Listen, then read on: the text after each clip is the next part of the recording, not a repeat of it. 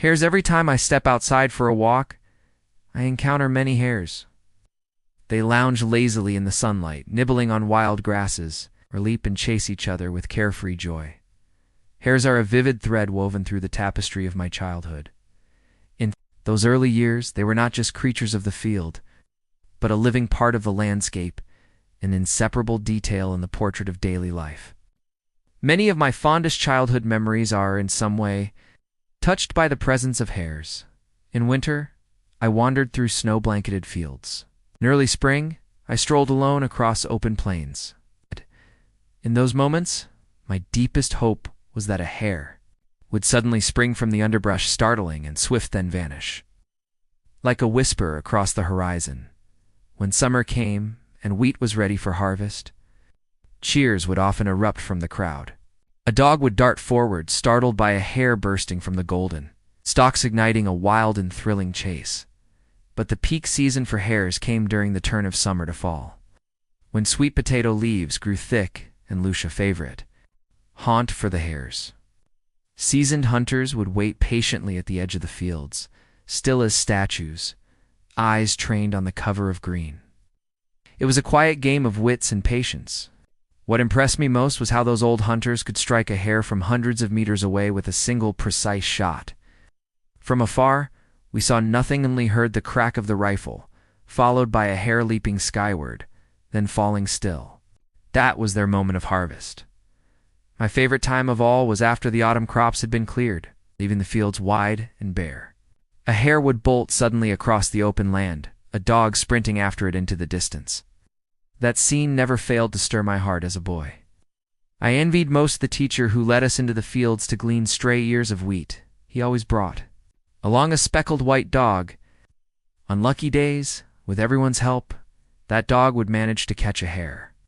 In those lean years when even rice was scarce, such a catch was a feast worthy of dreams.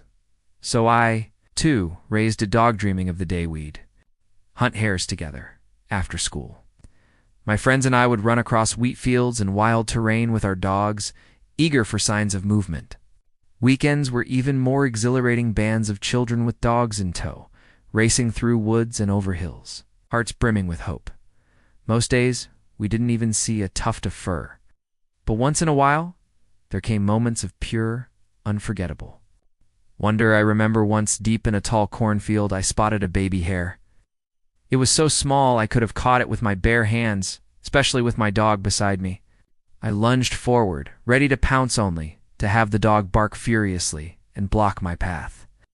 I froze as the little hare slipped away. Why didn't my dog chase it? Looking back now, perhaps it was mercy, some hidden sympathy I couldn't yet understand.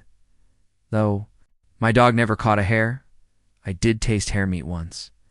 That was thanks to my second brother. During one wheat harvest, he flung his sickle with uncanny precision, striking a hare cleanly in its tracks. And so, my elementary and middle school years passed in the pursuit of hares. The dog never brought back game, but it brought joy, laughter, and memories that still warm my soul. Today, I still see hares around me. They stare at me, but unafraid. Even when they turn and leave, they do so with quiet dignity. There are many dogs in the area, too pampered pets and working shepherds alike, but never have I seen one give chase. This gentle stillness suddenly reminds me of a different vision. The wolf shall dwell with the lamb, the leopard lie down, with the young goat, the calf, and the lion and the fattened calf together, and a little child shall lead them.